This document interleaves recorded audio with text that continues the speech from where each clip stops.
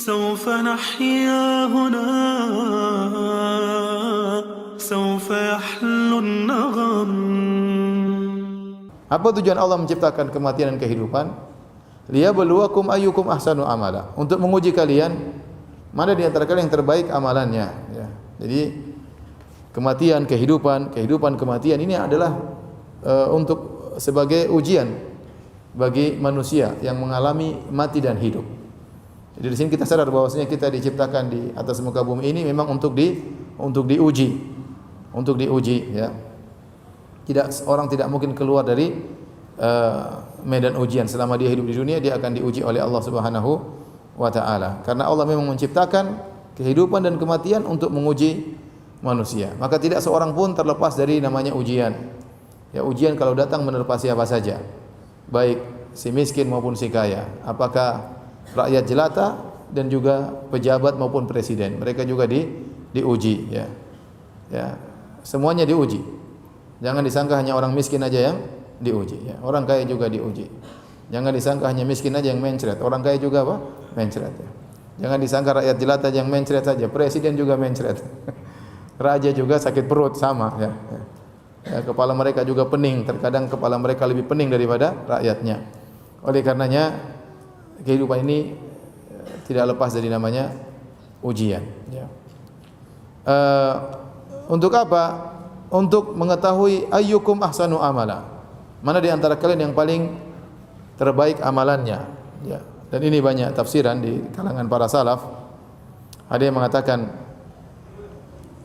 yang paling banyak mengingat kematian, ayyukum ahsanu amala, yaitu yang paling banyak mengingat kematian, ya. Aktsarukum dzikran lil maut. Yang terbaik adalah orang paling cerdas, ada yang paling banyak mengingat kematian. Ya. Waktu Nabi ditanya, manil aqyas, ya. Siapa orang-orang cerdas? Kata Nabi sallallahu alaihi wasallam, aktsaruhum lil mauti dzikran wa ahsanuhum lahu isti'dadan. Orang yang paling cerdas adalah orang yang paling banyak mengingat kematian dan yang paling banyak persiapan untuk menghadapi kematian. Ulaikal aqyas. Mereka itulah orang-orang yang cerdas, mereka adalah orang yang pintar. Itulah yang amalan yang terbaik. Ada juga yang mengatakan bahwasanya yang dimaksud dengan yang terbaik amalannya, ya, sebagaimana perkataan Al Hasan, ayyukum azhadu fid dunya wa atraku laha. Siapa di antara kalian yang paling zuhud di dalam dunia dan yang paling meninggalkan dunia, itulah yang terbaik amalannya. Ini tafsir Hasan Al Basri.